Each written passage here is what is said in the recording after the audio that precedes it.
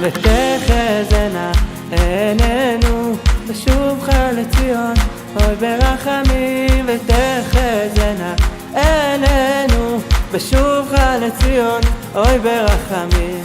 ותחזינה עינינו בשובך לציון, אוי ברחמים. ותחזינה עינינו בשובך לציון, אוי ברחמים. As we transition out of the days of mourning, here's my question. That's it? We go right back to normal? There's no transition period? After Rosh Hashanah, Yom Kippur, and Sukkot, we have a transition period. We don't say Tachanun right away. We wait till Rosh Chodesh Cheshvan is over, and then we go back to quote-unquote normal.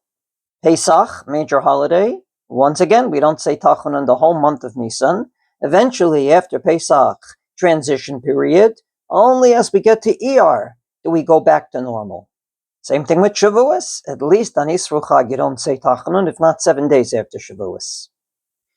Lahavdil, we just went through a major mourning period and eventually reached its culmination on Tisha Bav, and we go right back to life, especially in a year where Tisha Bav comes out on a Thursday. As soon as the fast is over, according to most poskim, you can laundry, you can shave, you can take a haircut. No transition. And my question is why? And I'd like to offer two answers. Answer number one, there's no need for it, because all year we mourn for the Beit HaMikdash. In a word, it's like you put on a fire on your stovetop, and when needed you get it higher, and then you make it smaller. But the fire is always there.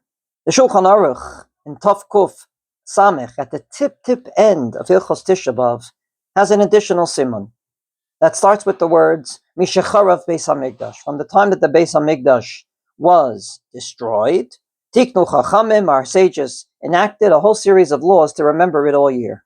Amongst them, not to paint your house fully, but to leave in a ma square, that you leave and say, we're not complete until the Beis HaMikdash is complete. When you have a meal, you make sure to leave something out. And it goes on and on and on about wedding practices and whatnot. In a word, it's not like Sukkot, Pesach, Shavuos, that when it's over, it's over. But rather, it's never over. It's always on a low flame.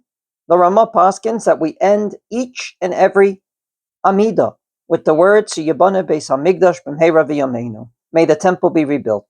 It peaks up on us everywhere. Every time we say Musaf, the two major holidays of the year that we say L'Shana Haba b'Yerushalayim, Yom Kippur and Pesach, it's there because those are the two holidays that are incomplete.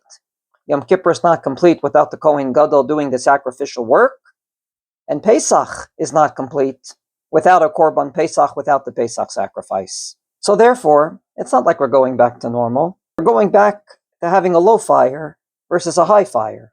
But the fire is always there. We never stop mourning for the Beis HaMikdash throughout the year. So therefore, there's no need for a transition period. We're constantly mourning. We just put it on a high flame for 3 weeks, 9 days, Tisha Bav, getting higher and higher, but we don't shut the flame off. But I'd like to give an opposite second answer. And that is, yes, it should be a long lost memory. The Navi Zechariah prophesied that these fast days will turn into holidays. And therefore, each and every year, when necessary, we'll fast. But try not to remember it. Try not to anchor it.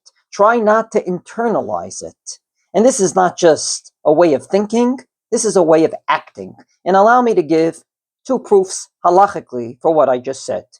A Rokeach Paskins in Hilchos Tisha Bav, that after you read Eicha at night, you say V'ata Kadosh, part of Uva L'Tzion, but do not say the words Va'ani Zot Briti.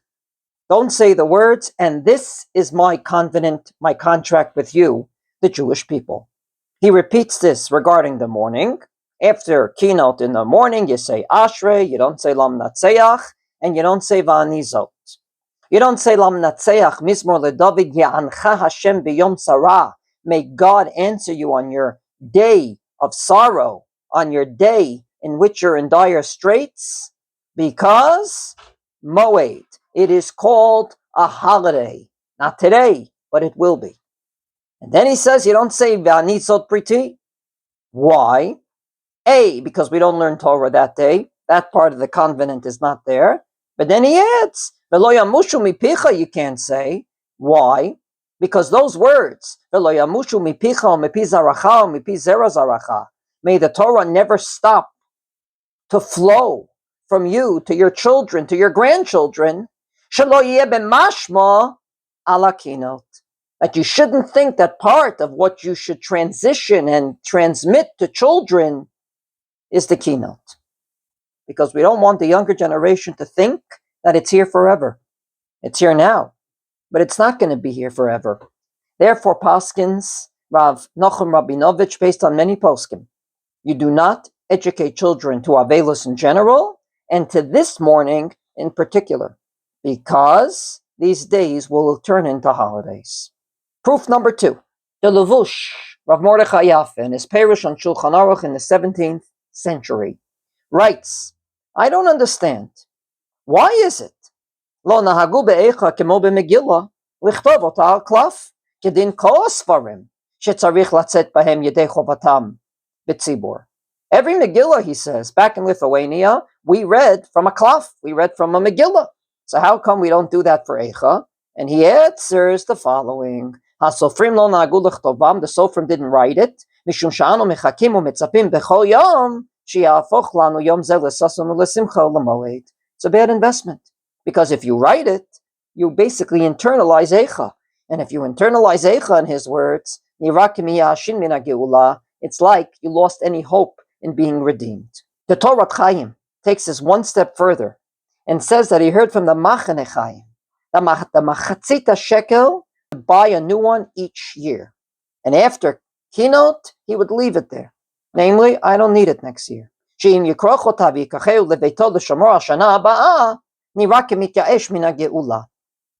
if you take it home, it's like you don't think that next year it could change. So therefore, when Tisha Bav is necessary, we'll mourn for it. But the transition has to be immediate, because we don't want to remember it. We don't want to recall it. We don't want to have hard-covered keynote, but rather soft-covered keynote, and hopefully put in Geniza and never taken out of it.